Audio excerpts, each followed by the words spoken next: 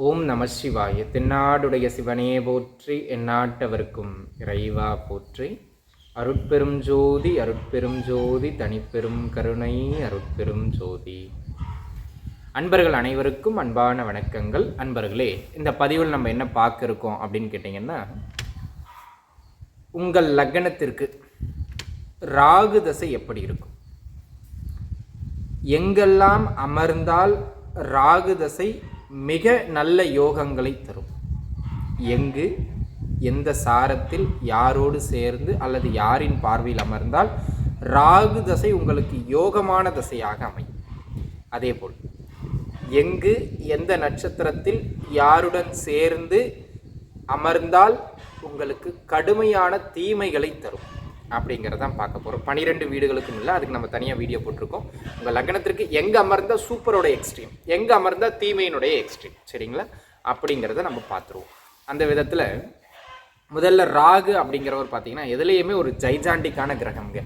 ஓப்பனாக சொல்லணும்னா ராகு தசை ஒருவருக்கு உள்ளே வருது, பருவ வயதில் வருது அப்படின்னு சொன்னால் அந்த ராகு தசை கெடுக்கின்ற அமைப்புகளில் அசுப ராகு தசையாக இருந்தால், அசுப பலன்களை தருகின்ற அமைப்புகள் இருந்தால், ஓப்பனாக சொல்கிறேன், அந்த ராகு தசையில் அந்த நபர்கள் வாழ்நாளில் மிக கடுமையான சிக்கல்களை சந்திக்கிறார்கள். வாழ்நாள் ஒரு போராட்டத்திற்குரியதாக மாறுகிறது. அதேபோல் அந்த ராகு தசை உங்களுடைய சுய ஜாதகத்தில் நன்மைகளை செய்கின்ற அமைப்புகளில் அமைந்து சொல்கிறேன், உள்ள காம்பினேஷன் அது என்ன, சுபராகு அசுபராகுங்கிறத சொல்கிறேன்.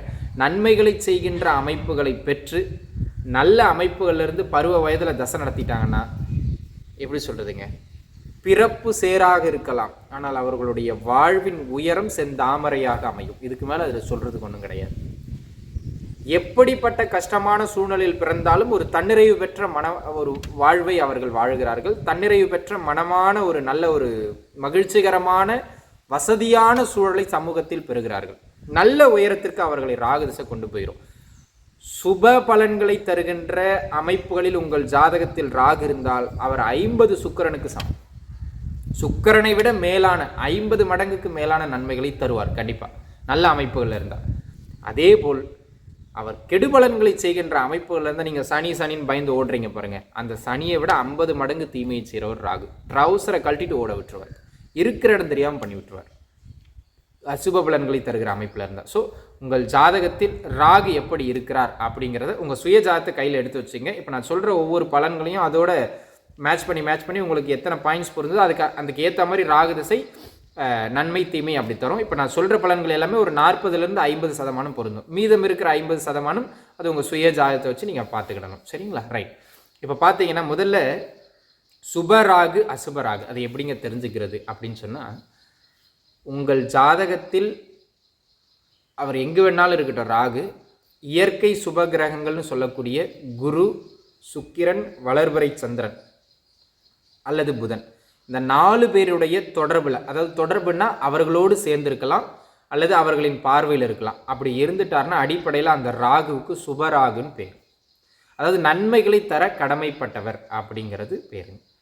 அதே போல் அந்த ராகு சனி, செவ்வாய், சூரியன் இவர்களின் தொடர்பை பெற்று இருந்துட்டார்னா அதற்கு அசுப ராகுன்னு பேருங்க, சரிங்களா? உள்ள இன்னும் சில டீட்டெயில்ஸ் இருக்குது, அது சொல்கிறேன். அடிப்படையில் இப்போ நான் உள்ள சொல்லும்போது ஒவ்வொரு முறையும் சுபராகு அசுபராகுன்னு தான் சொல்லுவேன். சுபராகுன்னா நீங்கள் நினச்சிக்கிடணும், குருவோட தொடர்புலையோ சுக்கிரனோட தொடர்புலையோ வளர்பிறை சந்திரனோட தொடர்புலையோ இல்லை புதனோட தொடர்புலையோ இருக்கிறார். அசுபராகுனா நீங்கள் நினச்சிக்கணும், செவ்வாயோட சேர்ந்தோ அல்லது செவ்வாயின் பார்வையிலையோ, சனியோட சேர்ந்தோ அல்லது சனியின் பார்வையிலையோ, சூரியனோட சேர்ந்தோ அல்லது சூரியனுடைய பார்வையிலையோ அவர் இருக்கிறார் நீங்கள் மைண்டுக்கு கொண்டு வந்துக்கணும். அப்போ தான் உங்களுக்கு பலன்கள் புரியும். அந்த விதத்தில் 12 லக்னங்களுக்கும் நம்ம இப்போ பலன்களை பார்க்க போகிறோம். அதில் ஒவ்வொரு லக்னமாக பார்த்துருவோம். உங்கள் லக்னத்திற்கு ராகு தசை எப்படி இருக்கும் அப்படிங்கிறத நம்ம டீட்டெயில்டாக பார்ப்போம்.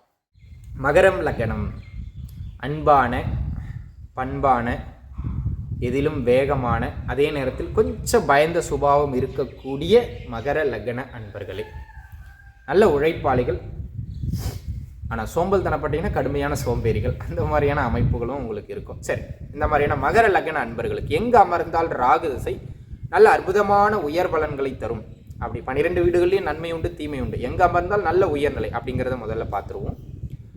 மீன வீடு, உங்கள் மகர லக்னத்திற்கு மீன வீடான 3ஆம் இடத்தில் ராகு அமர்வது அப்படிங்கிறது சிறப்பு. அங்கே அமருகின்ற ராகு உத்திரட்டாதி நட்சத்திரத்தை பெற்றாலும் சரி, ரேவதி நட்சத்திரத்தை பெற்றாலும் சரி, வேலை, வருமானம், உத்தியோகம் சார்ந்து நல்ல ஒரு உயர்வலன்களை தந்தே தீரும். அதேபோல் மகர லக்னத்திற்கு 6ஆம் இடமான மிதுன வீட்டில் ராகு அமர்தல் சிறப்பு. அங்கு அமர்கின்ற ராகு எந்த நட்சத்திர சாரத்தில் அமர்ந்தாலும், அதுவும் குறிப்பாக திருவாதிரையிலேயோ அல்லது மிருகசீரிடத்திலேயோ அமர்வது மிக மிக சிறப்பான ஒரு நற்பலன்களை தரும். சரிங்களா?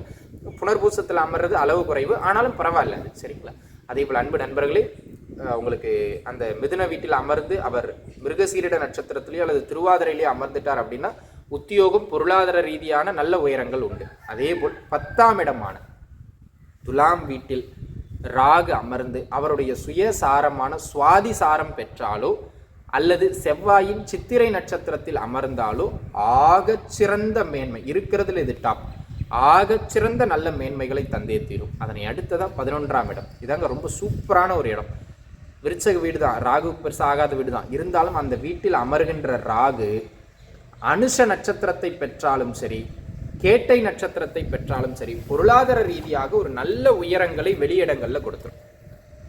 அந்த இடங்கள்ல அமர்ந்த ராகு தசை சுப ராகு தசையாக இருந்தால், அதாவது சுப கிரகங்களின் தொடர்பை பெற்ற ராகுவாக இருந்தால், குரு என்ன சொன்ன மாதிரி வீடியோட முன்பதிவில் குரு அல்லது சுக்கிரன் அல்லது வளர்பிறை சந்திரனின் தொடர்பையும் பெற்று விட்டார் என்றால் இந்த தசை நல்ல உயரங்களுக்கு ஜாதகரை கொண்டு சென்று சேர்க்கும். பொருளாதார ரீதியாக சேர்க்கலாம், அல்லது மதிப்பு மரியாதை ரீதியாக சேர்க்கலாம். அவர் இருக்கின்ற துறையில் தன்னிலை பெறுவார், தன் நிறைவும் பெறுவார்.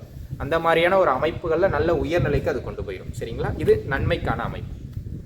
எங்கே அமர்ந்தால் ராகு திசை ட்ரௌசரை கழட்டும், கடுமையான தீமைகள் இருக்கும் அப்படின்னு கேட்டிங்கன்னா 12 வீடுகளிலும் ராகு அமர்கின்ற பொழுது நன்மை தீமை உண்டு. ஆனால் இருக்கிறதுல தீமை அதிகமாக எங்கே இருக்கும் அப்படிங்கிறது தான் இப்போ நம்ம பார்க்க இருக்கோம்.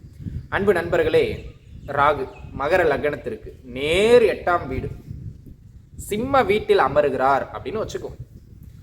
சிம்ம வீட்டில் அமருகின்ற ராகு அங்கு உத்திரம் நட்சத்திரத்தை பெறுகின்றார் என்றால், 8ஆம் வீட்டில் அமர்ந்து 8ஆம் அதிபதி நட்சத்திரமான உத்திர நட்சத்திரத்தை பெறுகின்றார் என்றாலும், மகம் நட்சத்திரத்தை பெறுகின்றார் என்றாலும் தீமைகள் வலுவாக இருக்கும். அப்படியே 12ஆம் வீட்டுக்கு வாங்க. 12ஆம் வீட்டில் அமருகின்ற ராகு, தனுசு வீட்டில் அமருகின்ற ராகு குறிப்பாக அங்கு மூலம் நட்சத்திரத்தை பெற்றாலும் உத்திராடம் நட்சத்திரத்தை பெற்றாலும் கடுமையான தீமைகள் உண்டு. அப்படியே லக்னத்திலேயே ராகு அமர்ந்து, மகர லக்னத்திற்கு லக்னத்திலேயே ராகு அமர்ந்து அஷ்டமாதிபதியான சூரியனின் உத்திராட நட்சத்திரத்தில் அமருகின்ற பொழுதும் கடுமையான தீமைகள் இருக்கும். ஸோ இந்த இடங்களில் அமருகின்ற ராகு கொஞ்சம் பின்னடைவான பலன்களை கண்டிப்பாக தருவார். அதுலேயும் 1லையும் 8லையும் சூரியனின் நட்சத்திரங்களில் அவர் இருக்கிறதும், 12லையும் சூரியன் நட்சத்திரங்களில் அவர் இருக்கிறதும் மிக மிக கடுமையான பின்னடைவு. நான் சொன்ன இடங்களில் அமர்ந்து சொன்ன நட்சத்திரங்களை பெற்று அந்த ராகு அசுப ராகுவாகவும் ஆனால், அதாவது சனி, செவ்வாய், சூரியன் இவர்களின் தொடர்பை பெற்றால், குறிப்பாக செவ்வாய் சூரியனின் தொடர்பை பெற்றால் மிக மோசமான சூழ்நிலைகளுக்கு ஜாதகரை தள்ளுவார். தன் தசாபுக்தி காலங்களில் பின்னடைவான பலன்கள், எதிலும் போராட்டகரமான சூழ்நிலை, நிம்மதி இல்லாத ஒரு சூழ்நிலைன்னு ஜாதகரை கொண்டு போயிடுவார். ஸோ இது ஒரு பின்னடைவான அமைப்பு. ஸோ இப்படி இருந்தால் தான் கடுமையான தீமைகள் இருக்கும். அதே போல் அன்பு நண்பர்களே, இது 40% உறுதியாக உங்களுக்கு பொருந்தும். மீதம் இருக்கிறது அது உங்கள் தனிப்பட்ட ஜாதகத்தை தான் பார்க்கணும். அது கீழே இருக்கிற நம்பருக்கு நீங்கள் கன்சல்டேஷன் எடுத்துக்கலாம். ஸோ இந்த பலன் நிச்சயமாக உங்களுக்கு பயனுள்ளதாக இருக்கும் நான் நம்புகிறேன் நண்பர்களே. மீண்டும் இன்னொரு நல்ல பதிவில் உங்களை சந்திக்கிறேன். அது வரைக்கும் உங்கள்கிட்ட இருந்து விடைபெறுகிறேன். நன்றிங்க.